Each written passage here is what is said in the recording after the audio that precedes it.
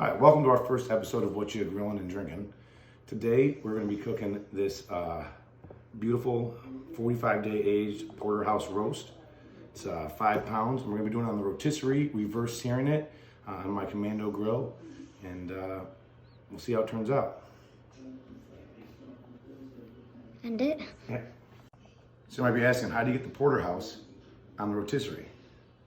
One way. You gotta start with the grill. Drill, take it through the bone. All drill bits come with a little bit of oil on it. So the first thing you gotta do is you gotta put it over the fire and burn that oil off to make sure it's good and sterilized. So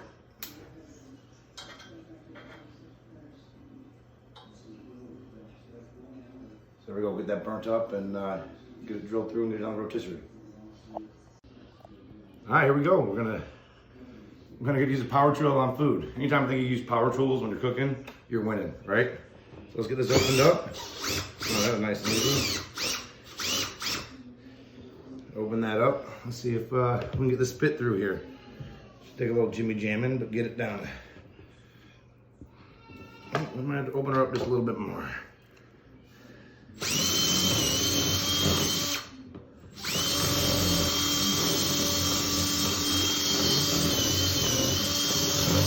Alright, let's see if that does it here. I don't want to get too big, so it spins on the spit. Oh yeah. There we go. Just gonna slide right through there and we should be all good. Talk to you in a second. As with any good steak, all it needs is a little salt and pepper for your seasoning. I'll get this thing seasoned up and put on the spit and let you check that out, alright? Done. All right, we're about to put the roast on the spit, on the fire. For reverse here, we got it down to 275 here. And let's get it going.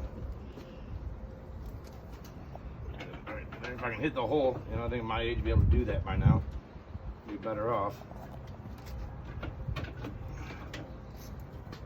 Right in there, good and centered. Get that spit going. Come on, let them see it. And the nice thing about the rotisserie is it keeps the juices on itself the whole time. We should be ready to rock. All right. Well, it's called What You're Grilling and Drinking. One of my favorite things about grilling is drinking. So what we're drinking today is a Midnight's Winter Drawn by High West Distillery. It comes out once a year, right before wintertime. It's one of my favorites. This is Act 8, Scene 3. It's a little bit sweeter. It's really easy to drink. It's got a lot of fruit in it because it's French cask finished in a port barrel. So they made port out of these French casks and then they flavor the whiskey with it. It's a great drinking whiskey and it's really enjoyable.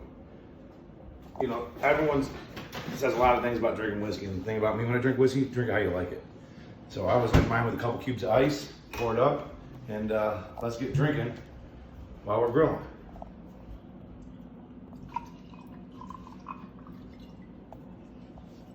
Cheers. All right, here we are. It's been about an hour and a half. Expecting this to take about 3 hours, but I just want to check on it and see how it's doing, and rock and roll. So let's check it out.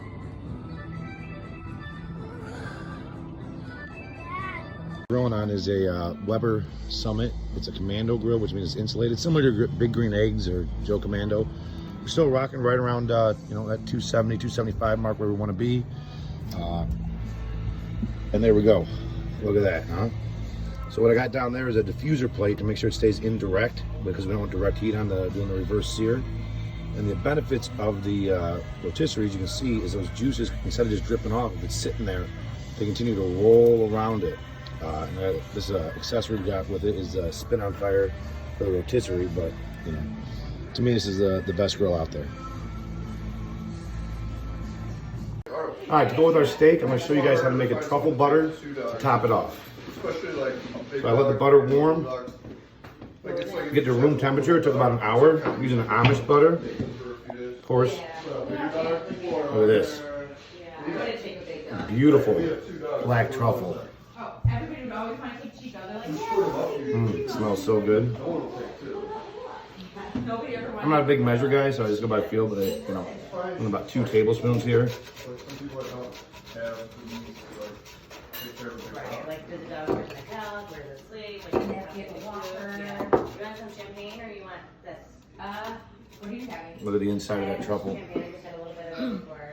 Is it already open? Yeah. Oh. And then I'll switch over. I'll put this one for you. Grate it in there.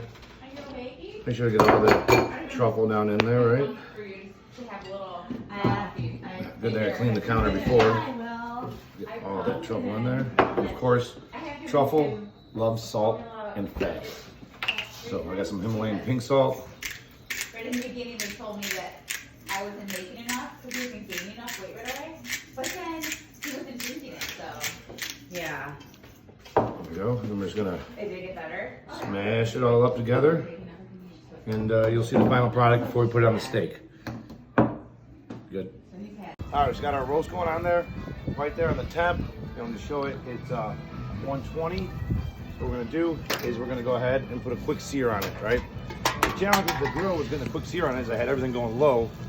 So we're gonna crank it up to get it high fast. We're not gonna use charcoal or anything, right? That's that diffuser plate I was talking about. We're just gonna use the old fashioned for a real quick fire. Get some sticks going in there. And get that temp hot. And give it a kiss. Flames. Go ahead, Danny, show that in there.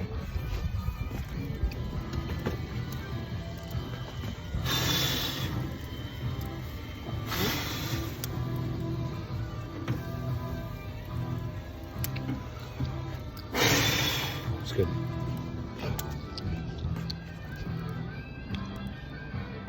You gotta let it rest for 10 minutes. You don't want to cook truffles, but this is the time to spread the truffle butter on it and let it melt on. It'll melt onto it and the flavor will seep in as it rests. So we'll let this rest for 10 minutes and we'll cut it up and you guys see what we got going on, all right? 10 minutes, let's check her out.